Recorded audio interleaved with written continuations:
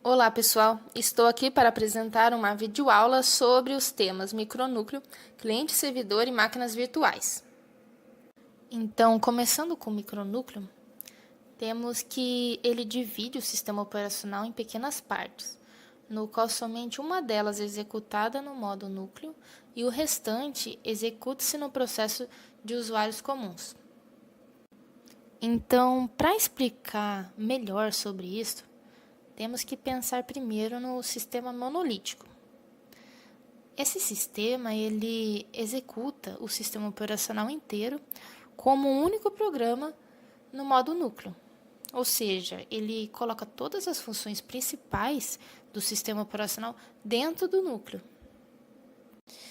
Já o sistema micronúcleo, ele possui a ideia de tornar o núcleo menor e o mais simples possível. E para que isto ocorra, o sistema deve ser dividido em processos, no qual somente o necessário é colocado no núcleo. Então, desta forma, o núcleo ele torna-se pequeno e enxuto. Estamos vendo agora uma visão geral de uma arquitetura micronúcleo.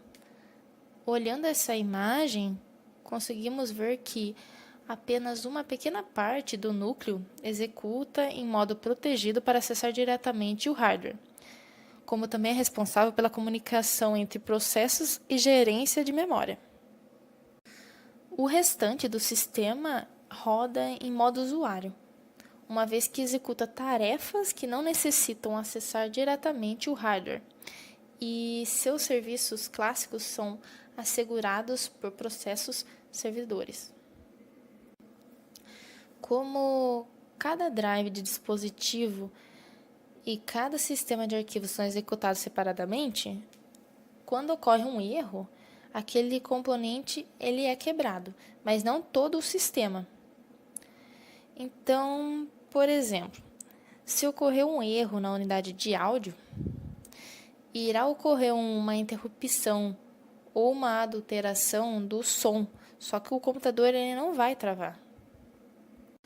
Com isso, podemos ver que há uma maior confiabilidade e segurança, pois, como é utilizado o mínimo possível do modo núcleo, evita que o sistema seja derrubado imediatamente.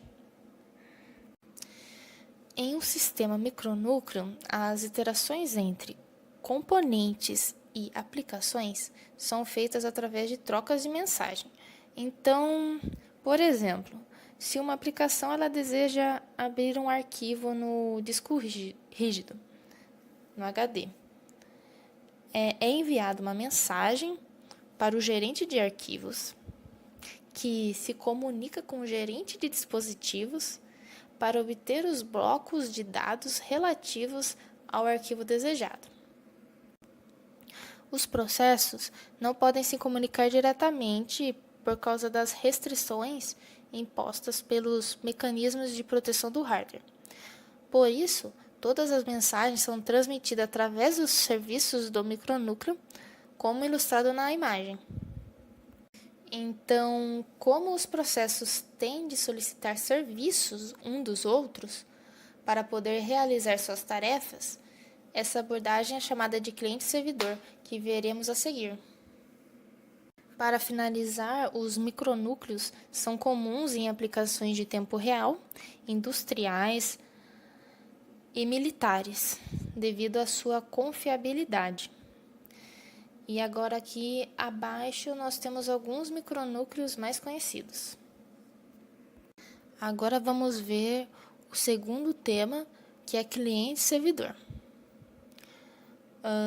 O modelo cliente-servidor distingue-se em dois processos: aquele que presta algum serviço, que é o servidor, e aquele que usa esses serviços, que é o cliente. A comunicação entre eles é realizada através da troca de mensagem. Então, para conseguir um serviço, o processo cliente produz uma mensagem que contém o que deseja e a envia ao serviço apropriado. O serviço apropriado faz o trabalho e envia a resposta de volta. Um exemplo é quando computadores diferentes executam clientes e servidores conectados por uma rede local ou uma grande área, no qual clientes se comunicam com os servidores enviando mensagens, sem saber se suas mensagens são entregues localmente em suas próprias máquinas ou se são enviadas através de uma rede a servidores em uma máquina remota. Então, em ambos os casos, as mensagens são enviadas e as respostas são devolvidas. Se formos pensar agora sobre vantagens de se utilizar tecnologias avançadas de cliente-servidor, nós vemos que elas foram projetadas para garantir a segurança, facilidade de interface do usuário e facilidade de uso. Uma das desvantagens é que um servidor ele pode ficar sobrecarregado, porque ele pode receber muitas solicitações simultâneas dos clientes do que ele pode suportar. E isso resulta nele sobrecarregado. Agora vamos falar sobre o último tema, que é sobre a máquina virtual. A máquina virtual ela consiste em um software de ambiente computacional que executa programas como um computador real, também chamado de processo de virtualização. As máquinas virtuais são cópias exatas do hardware, inclusive com modos núcleo, usuário, entrada, saída, interrupções e tudo o que uma máquina real tem. Por esse motivo, uma máquina virtual pode executar qualquer sistema operacional, capaz de ser executado diretamente sob o hardware. Temos que a virtualização é utilizada para um usuário final, que deseja executar 2 ou mais sistemas operacionais ao mesmo tempo, como por exemplo o Windows e o Linux.